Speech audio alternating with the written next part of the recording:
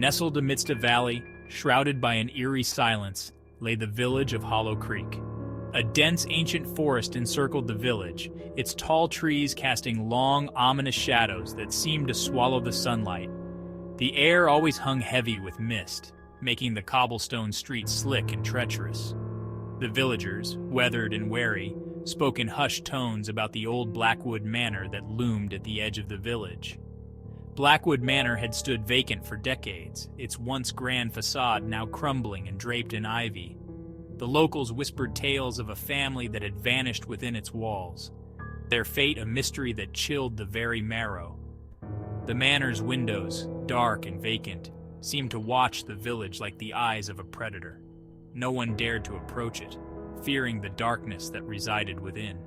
Years passed, and the stories of Blackwood Manor became local folklore, a chilling reminder of the darkness that lurked beneath the surface.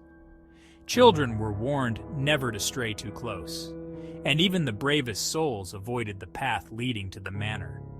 The manor stood as a silent sentinel, a monument to the unknown, forever shrouded in an unsettling silence that spoke volumes. Arthur Crane, a young writer drawn to the strange and unusual, arrived in Hollow Creek on a crisp autumn evening. He had heard whispers of Blackwood Manor and was captivated by the mystery surrounding it. Armed with his notebook and a thirst for adventure, Arthur was determined to uncover the truth behind the manor's haunting reputation. He rented a room at the village inn, the only inn in Hollow Creek, and listened intently as the innkeeper recounted the chilling tales of the manor. The innkeeper, a man with eyes that held the wisdom of generations, warned Arthur against venturing too close.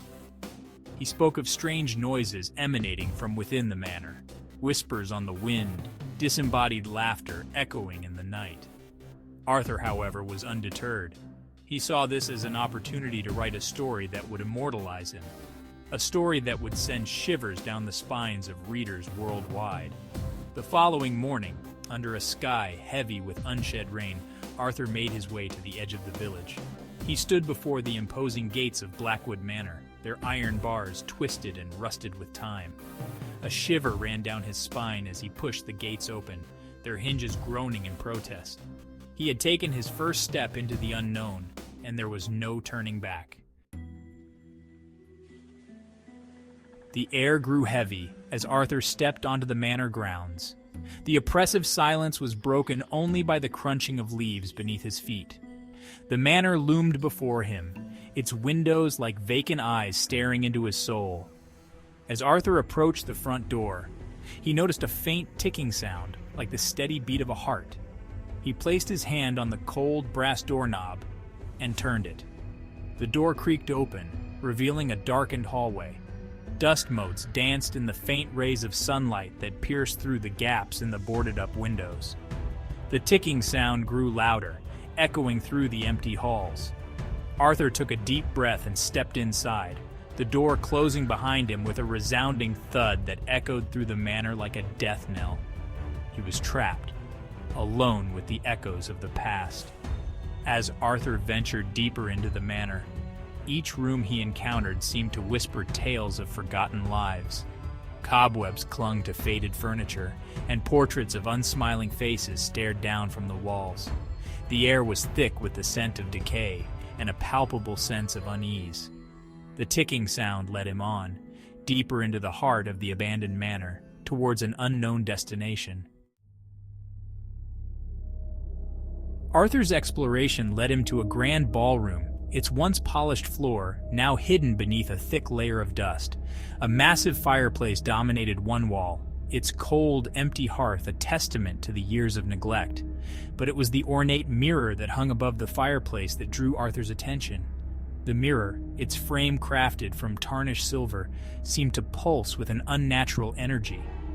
Arthur cautiously approached it, his reflection distorted and hazy in the dim light. As Arthur peered into the mirror's depths, he noticed something peculiar. His reflection began to move independently, a sly smile creeping across its lips. The reflection blinked, its eyes cold and lifeless. Arthur stumbled back, his heart pounding in his chest. He blinked again, but the reflection remained, its grin widening into a grotesque mockery of his own. Fear gripped Arthur's throat. He had stumbled upon something sinister, something beyond the realm of his understanding. The mirror, a portal to some unknown dimension, held him captive in its gaze. The ticking sound seemed to intensify, each tick a hammer blow to his sanity. Arthur was trapped in a nightmare, and there was no waking up.